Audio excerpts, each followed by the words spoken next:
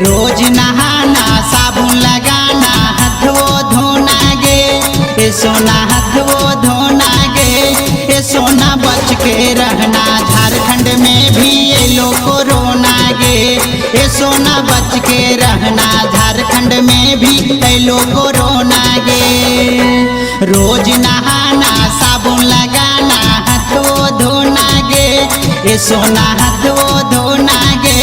ए सोना बच के रहना झारखंड में भी ये लोग कोरोना गे,